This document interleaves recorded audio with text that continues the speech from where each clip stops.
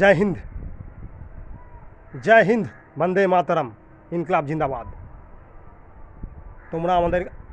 তোমরা আমাকে রক্ত দাও, আমি তোমাদেরকে স্বাধীনতা দেবো। You give me blood, I shall give you freedom. এটা নেতাজি সুভাষচন্দ্র বোস বলেছিলেন, বীর বিপ্লবী। তিনি আমাদের বাঙালির গর্ব।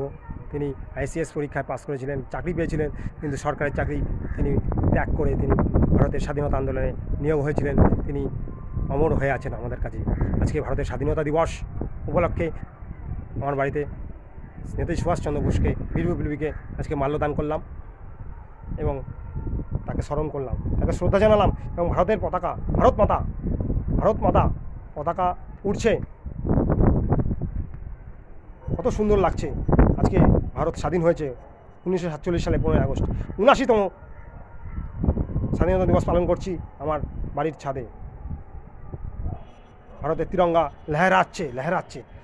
ভারতের তিরঙ্গা এত সুন্দর লাগছে। ভারতের তিরঙ্গা তিনটে কালারের তিনটে মানে আছে। আর অশোক চক্র রয়েছে মাঝখানে, গেরুয়া সাদা, মাঝখানে অশোক চক্র আর তলায় সবুজ।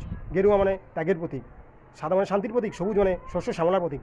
আর অশোক চক্র 24টা, অশোক চক্রে 24টা লাইন আছে, মানে অগ্রগতির প্রতীক। ভারত হলো অগ্রগতি, উন্নতির প্রতীক।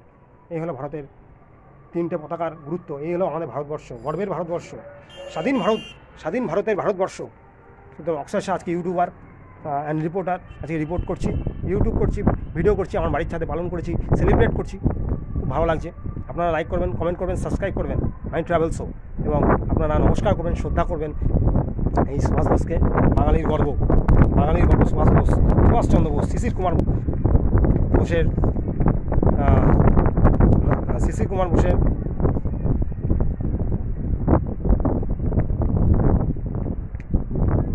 ভাইপো শিশির কুমার বোসের ভাইপো নেতাজি সুভাষচন্দ্র বোস, এবং শিশির কুমার ছেলে হলো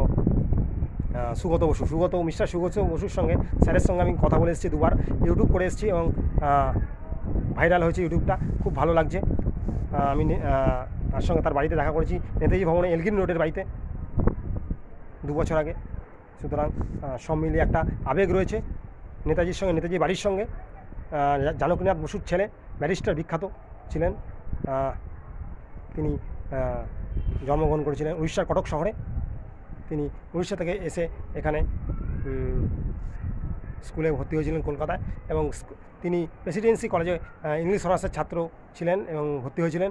সেখান থেকে তিনি মাস্টারকে, ইংলিশের ডিপার্টমেন্টের প্রফেসরকে মেরে তিনি বেরিয়ে গেছেন, এবং পরে আস্তে আস্তে স্বাধীনতা আন্দোলনে তিনি নিয়োগ হয়েছেন, যোগদান করেছেন এবং ভারতকে ব্রিটিশদের থেকে স্বাধীন করেছেন 1947 সালের 15ই আগস্ট। তার অবদান প্রচুর। সুতরাং আমরা তাকে চিরকাল স্মরণ করে রেখেছি, রাখবো। অন্তত আমি খুব ভালোবাসি সুভাষচন্দ্র বোসকে, আমি তাকে স্মরণ করি। সুতরাং আজকে মাল্যদান করেছি, আজকে বাচ্চাদের সঙ্গে সময় কাটিয়েছি। বাচ্চারা আমার সঙ্গে ছিল, আমার ভাগনা, ভাইপোরা, ভাইজি সব পাড়ার। খুবই ভালো লাগছে। এই হলো ভারতের পতাকা, আমার হাতে রয়েছে ভারতের পতাকা, আমি নাড়াচ্ছি এখন। তাই আমি আজকে অক্ষয় শাহ ইউটিউবার, স্পোর্টস রিপোর্টার আজকে পালন করলাম। খুব গর্বের মুহূর্ত, প্রাউড ফিলিং। আমি একজন ভারতীয়, স্বাধীন ভারতীয়।